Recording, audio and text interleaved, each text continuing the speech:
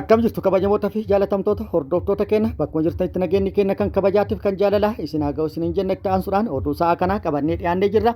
Hangaruma sagantaa kanatti nu wajji turaan affeerraa keenya kun biiftuu oroodha keessanii oduu wayitaawaa fi oduu ammee hedduu isinii qabannee jirra isin biraan keenya. Oduun jalqabaa KFO'n gocha hammeenyaa fi garajabummaan guutuu Oromiyaa keessatti lammiilee nagaa irratti raawwatu ilaalchisuudhaan ibsa baasee jira. Gochi hammeenyaa fi garajabummaan guutame guutuu Oromiyaa keessatti lammiilee nagaa irratti raawwatuun jecha suukaneessa qabeenya uummataa gubuu fi barbadeessuu saamicha akkasumas buqqaatiin uummata Oromoo irratti naannoo Oromiyaa keessatti raawwatamaa jiru akka dhaabatu gaafatee jira. Oduun itti aanu garee Tsimdoo fi PP gidduutti lolli kallattii garaagaraatiin jalqabuun beekamee jira. Kaleessa lixa Oromiyaatiin humni Tsimdoo lola jalqabuu fi lola jalqabeenis loltoota PP irratti shirameen hadhee hidhuudhaan haleellaa raawwateen miidhaa guddaa dhaqqabsiisa jedhamee jira. Akkasumas kaaba Itoophiyaa kallattii walqaa'itiinis har'a TPLF fi humnoota PP gidduutti lolli jalqabuun dhagahamee jira. Dabalata odeeffannoo kanallee isiniin geenya. Oduun itti aanu lolli naannoo Oromiyaa godinaalee garaagaraa keessatti loltoota PPT fi waraana bilisummaa Oromoo gidduutti deemaa jiru cimee itti fufee jira. Waraanni bilisummaa Oromoo har'as bakkoota garaagaraatti loltoota PP waliin lola gaggeessuu fi lola bakkoota garaagaraatti loltoota PP waliin gaggeesse irratti miidhaa guddaa kan qaamattii fi kan lubbuu dhaqqabsiisuun meeshaalee waraanaa hedduus irraa hiikatuun injifannoo guddaa galmeessa jedhee jira. Dabalata odeeffannoo kana qabannee jira. Gara mootummaatti hoo maaltu jedhame kan jedhus qabannee jira. Guutuun oduu akka itti aanu kanatti isiniif dhiyaata. Oduun kun oduu ammeedha yookaan immoo breaking news kan kaaba Itoophiyaa irraa nu geettedha. Konkolaattonni geejjiba uummataa atoobisiin 5 Maqalee irraa imaltoota fe'atanii gara Finfinnee imalaa osoo jiran ugguramuun yookaan qabamuun isaanii gabaafamee jira. Kan ugguramellee TPLF'n yoo ta'u imaltoonni konkolaataa keessa jiran yookaan konkolaattota keessa jiran guutumaan guututti to'annoo TPLF jala ooluun beekamee jira. Konkolaattonni kunneenis kan ugguraman seensaraayyaa iddoo addaa Mahonii jedhamutti yoo ta'u namoonni konkolaattota kanneeniin imalarra turan parsantiin 95 dargaggoota jedhamee jira. Muddamsuu TPLF fi PP gidduutti uumamee jiruun dargaggoonni hedduun dirqaman naannoo Tigraayitti gara mooraa leenjii waraanaatti guuramaa turan jechuudhaan maddeen odeeffannoo garaagaraa gabaasaa kan turan yoo ta'u dargaggoonni kunneenis kanuma sodaadhaan naannicha gadhiisanii baqatuudhaaf kan murteeffatan jechuudhaan maddeen odeeffannoo garaagaraa gabaasanii jiru. Haleellaa suukaneessa ajjeechaa fi akkasumas gocha garjabummaa naannoo Oromiyaa keessatti ilmaan Oromoo irratti raawwatamaa jiru mormuudhaan dhaabni siyaasa Oromoo KFO'n ibsa baasee jira. KFO'n ibsa baaseenis haleellaan suukaneessan lammiilee nagaa irratti naannoo Oromiyaa keessatti godinaalee hundarratti raawwatamaa jiru qabeenyi uummataa kan uummata badii hin qabne kun ibiddaan gubame kun saamamuudhaan akkasumas gochoota hammeenyatii fi garjabummaa naannoo Oromiyaa keessatti itti karoorfatuu fi itti xiyyeeffatuun ilmaan Oromoo irratti godinaalee hunda keessatti raawwatamaa jiru akka dhaabbatu KFO'n gaafatee jira. KFO'n itti dabaluunis gochi garajabummaatii fi hammeenyaa akkasumas daangaa darbe ajjeechaan suukaneessan saamichi hamaan buqqaatiin daangaa darbe akkaan sadarkaa yaaddessaa irra gahe jechuudhaan ibsee jira. Walumaa galatti gidiraan naannoo Oromiyaa keessatti ilmaan Oromoo irratti kaabaa hanga kibbaa lixaa hanga bahaatti uummata Oromoo irratti raawwatamaa jiru gidiraa jechaan ibsamuu hin dandeenye fi gidiraa jechaan ibsamuu bira dabre jechuudhaan KFO'n ibsee jira. Gidiraan hammaatan kun kan kana dura godinaalee muraasa keessatti daangeffamee ture lixaa fi gujitti jechuudha. Amma babal'atuudhaan gara duraan hin dhaqqabinitti dabareedhaan itti dhaqqabaa akka jiru ibsuudhaan KFO'n yeroo ammaa kana godinaalee giddu galeessaa fi bahatti akkasumas kibba bahatti babal'atuun irra caalaa immoo Shawaa Bahaa Harargee lixaa godinaalee Arsii lamaanitti haala baay'ee gaddisiisaa ta'een miidhaan guddaan namoota nagaa irratti dhaqqabaa jira jechuudhaan ibsee jira.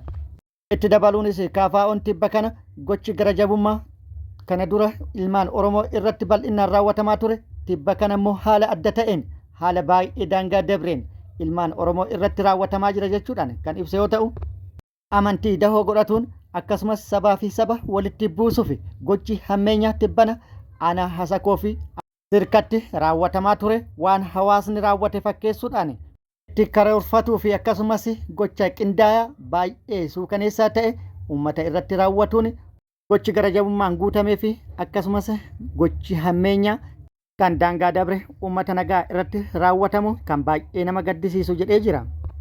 Achuma Arsii Bahaa aanaa Seerutti gochi itti karoorfame qindaa'ee duula mana gubuutiin manneen uummataa irratti raawwatame kan baay'ee nama gaddisiisuu fi eessattillee tahee kan beeknee fi kan arginellee kan dhageenyellee hin beekne. Duulaan manneen uummatatti bobba'uudhaan ibidda itti qabsiisanii gubuudhaan uummanni akka baqatuu fi uummanni 17,000 ol ta'u haleellaa irratti raawwatamee fi manneen jireenyaa jalaa gubateen walqabatee bosonatti yaa'ee bosona keessa jiraatuuf dirqamee jira. Kuni waan baay'ee nama qaanessu jedhee jira. Kan baay'ee nama gaddisiisu garuu manneen isaanii irraa gubanii bosonatti yaasanii bosona isaan itti yaa'anillee irratti guban. Kuni maal jechuudha jechuudhaan KFO'n kan gaafate. Walumaa galatti KFO'n gochi hammeenya naannoo Oromiyaa keessatti ilmaan Oromoo irratti raawwatamaa jiru kun akka dhaabatu kan gaafatee fi rakkoon jiru mariidhaan akka furamu mootummaadhaaf waamicha taasisee jira.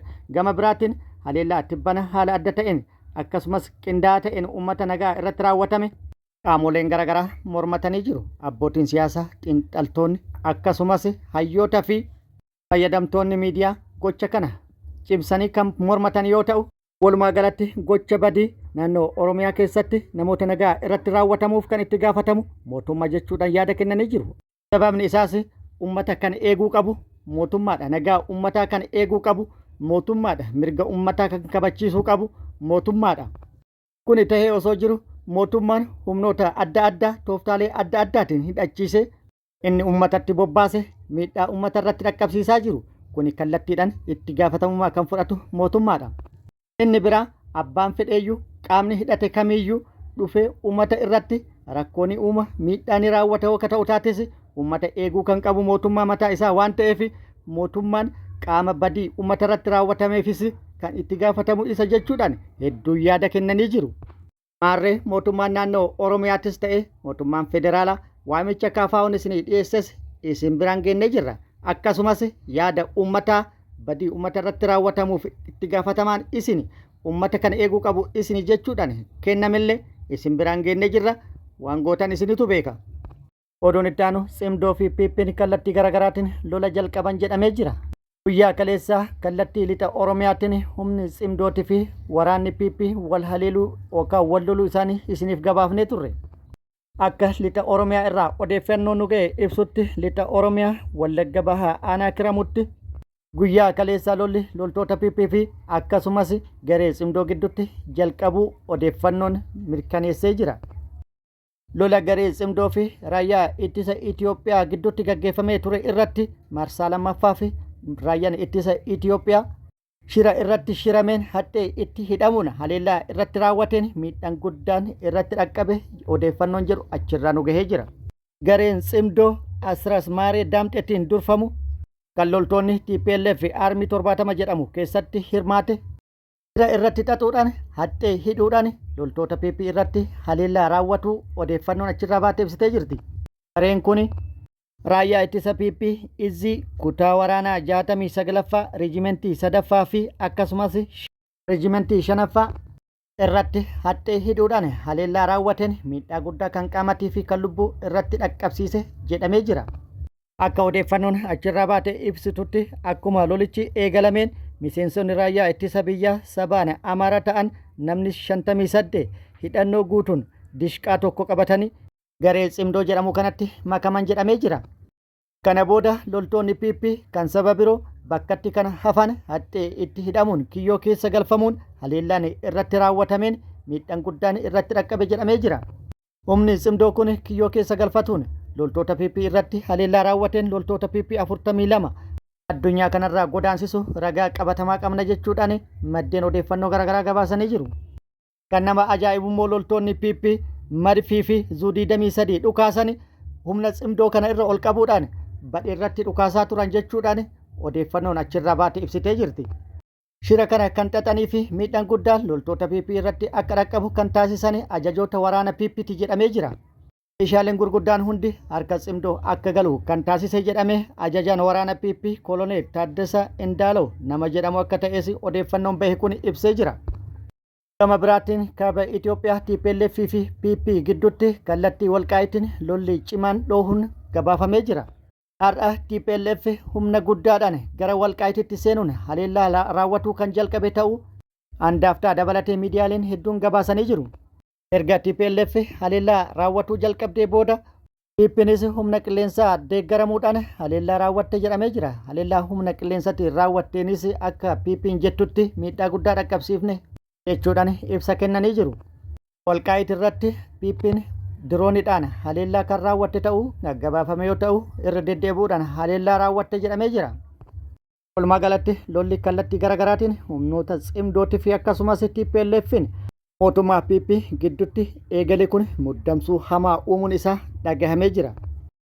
Lolli naannoo Oromiyaatti fi naannoo Amaaraatti deemaa jiru PP dadhabsiisee jira. PP'n to'atuu hin dandeenye yeroorraa gara yerootti lolichi cimee itti fufee jira. Lola kanarratti kaaban lolli itti dho'aa hooqa ta'u taate PP'f rakkoo guddaadha. Biyyattis gara kufaatii hamatti geessuu danda'a jechuudhaan tilmaamni itti kennamee jira.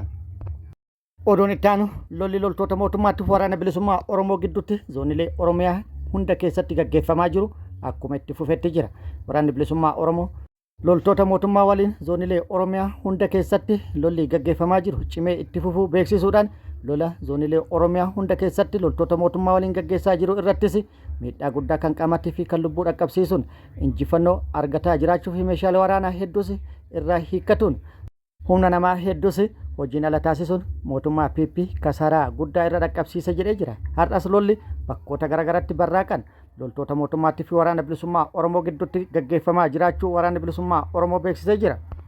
Har'a kibba Oromiyaa, lixa Oromiyaatti fi giddugala Oromiyaatti lolli cimaan loltoota mootummaa waliin gaggeeffamu waraana bilisummaa Oromoo beeksisee jira. Haaluma kanaan waraana bilisummaa Oromoo zoonii kibba Oromiyaatti tibbana fufteedhaan aanaalee garaagaraa keessatti lola loltoota mootummaa waliin gaggeessaa ture irratti injifannoo argatu kan beeksise yoo ta'u, waraanni bilisummaa Oromoo zoonii madda albuudaa Gujii Bahaa aanaa Gooroo Doolatti guyyaa kaleessa haleellaa loltoota mootummaa irratti raawwateen miidhaa guddaa kan qaamattii fi kan lubbuu dhaqqabsiise jedhee jira. Aanaa Gooroo Doolaa ganda hadhaa dhaddachaatti guyyaa kaleessa waxabajjii 20,2026 waraanni bilisummaa Oromoo haleellaa tasaa humnoota mootummaa PP irratti raawwateen loltoota PP 15 battalumatti addunyaa kanarraa yoo godaansisu 20 ol madoodhaan adabe jedhee jira. Meeshaalee waraanaa hedduus hiikkatu odeeffannoon achirraa nu geette ibsitee jirti. PKM'n tokko AKM'n 10 fi meeshaalee waraanaa biroos hedduudha jechuudhaan waraanni bilisummaa Oromoo bakkichaa beeksisee jira. Akkasumas waraanni bilisummaa Oromoo zoonii giddugala Oromiyaa Shawaa lixaa aanaa Ada'aa Bargaatti har'a barraaqan haleellaa raawwatu kan ibse yoo ta'u, aanaa Ada'aa Bargaa ganda Haroo Booroo jedhamutti humnoota mootummaa maqaa sakattaan bobbaate irratti hadheedhuudhaan haleellaa raawwateen 3 battalatti yoo godaansisu 2 madeessee kan hafte immoo baqachiisu waraanni bilisummaa Oromoo beeksisee jira. Lixa Oromiyaatti immoo aanaalee garaagaraa keessatti lolli itti fufee jira. Aanaalee baay'ee keessatti lolli gaggeeffamaa kan jiru yoo ta'u, har'a immoo barraaqan aanaalee garaagaraa keessatti haleellaa raawwadhe jedhee jira.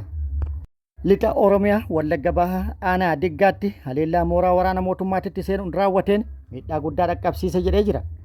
Aanaa Diggaa ganda Fododdoo jedhamutti haleellaa barraaqan raawwateen loltoota mootummaa 12 booji'ee hedduu madoon hedduu immoo addunyaa kanarraa godaansisuun meeshaalee waraanaa hedduus irraa hiikkadhe jedhee jira. Akkuma viidiyoo kana irraa argitanitti loltoonni booji'amanis lakkoofsi isaanii 12 kan ta'e kan viidiyoo irratti argitan kana yoo ta'u, meeshaaleen hiikkatames kan viidiyoo irratti argitan kanaadha. Haaluma wal fakkaatuun achuma lixa Oromiyaa aanaa Beegittis waraanni bilisummaa Oromoo har'a barraaqan haleellaa loltoota mootummaa irratti raawwadhe jedhee jira. Aanaa Beegi ganda Taajaa Abshaalaa jedhamutti lola loltoota mootummaa waliin gaggeesse irratti miidhaa guddaa kan qaamattii fi kan lubbuu loltoota mootummaa irratti dhaqqabsiise jedhee jira. Dabalata odeeffannoo kanaatiif guutuu isaa akkuma nu geenye isin biraan geenna. Haaluma wal fakkaatuun achuma lixa Oromiyaa Wallagga lixaa aanaa Gullisootti guyyaa kaleessa haleellaa raawwatuu beeksisee jira. Guyyaa kaleessa aanaa Gullisoo ganda Guduruu Gommii jedhamutti loltoota mootummaa waliin lola gaggeessuu beeksise. Loltoota mootummaa irraa 5 battalatti addunyaa kanarraa godaansisu 3 madeesse kan hafte immoo bittinneesse jedhee jira. Akkasumas achuma lixa Oromiyaa Wallagga Bahaa aanaa Jimmaa Arjoottis guyyaa kaleessa loltoota mootummaa waliin lola gaggeessuu beeksisee jira. Aanaa Jimmaa Arjoo ganda Tibbee jedhamutti hadhee hidhuudhaan haleellaa humnoota mootummaa irratti raawwateen hedduu madoon hedduu immoo addunyaa kanarraa godaansuun injifannoo argatu waraanni bilisummaa Oromoo beeksisee jira. Kabajamoota fi jaalatamtoota hordoftoota keenya oduu namaaf qabanne kan hangammaa kana nagatti nu tura.